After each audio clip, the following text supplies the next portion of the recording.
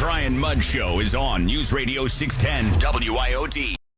Our former president, yesterday he was with Clay Travis and Buck Sexton, the second hour of the show, in advance of his visit to the border today. So as this is taking place, just a few days removed from the vice president having made her trip to El Paso, be interesting to see the contrast for sure. Here to talk about the challenges at our southern border right now, Naim Haroon Sakhia. He's an immigration attorney. And Naim, we hear the numbers, and they are staggering. We're at the highest level of detentions since 2000 at the southern border. We have like a 300% increase so far this year, the first half of this year compared to last, and those that are making their way. How challenging is it within the system right now, and specifically you being an immigration attorney? Well, yeah, it is a challenge, of course, and the problem is that we keep paying attention to this and then our attention drifts away.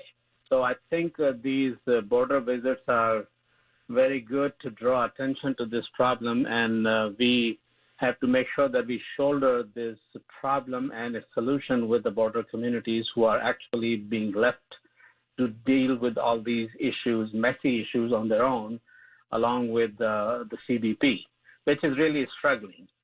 So what we look at is what is the reason why people are coming, what is the messaging, and what are the actions which are being taken.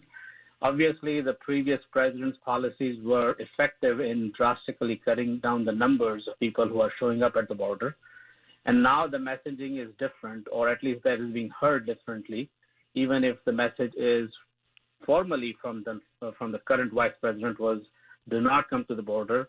But if the actions are negating that message, then those people who are intent on coming in, they will take the journey, they will make an effort. And it is for us to make sure that we handle the problem properly in such a way that, first of all, we don't have a problem. And if we do have a problem, we get control of that problem. And right now, that is a challenge. Yeah, I think you laid things out very well. And, the last we'd heard about, like, the legal system, for example, you're trying to process people that are asylum cases and the like. We were hearing over 90% of people just wouldn't show up. And beyond that, to even get a court case, it could take a year or more. What does it look like actually within the legal system right now? Well, immigration courts are overwhelmed, that's for sure. And I think because of the situation which is confronting the immigration court, systemic delays, the previous administration decided to set up the courts, what they call tent courts, in close to the border, so that people can go ahead and present the cases and then get a decision on that.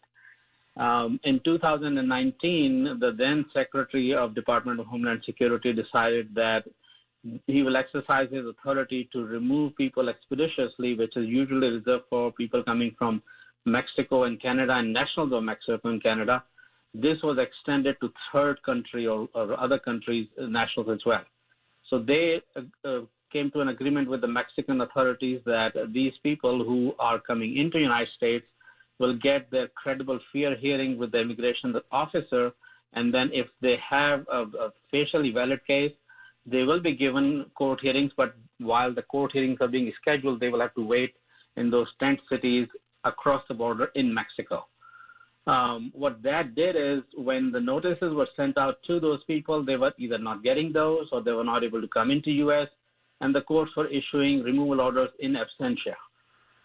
The government was then sued, and now the policy has been reversed, and the way it is being programmed, or at least it is being rolled out, is people who had the removal hearings done in absentia because they were not able to come in because of various reasons not in their control, they will have an opportunity to register themselves, come into the United States in a systematic way, get their hearing in the court, and then get the decision.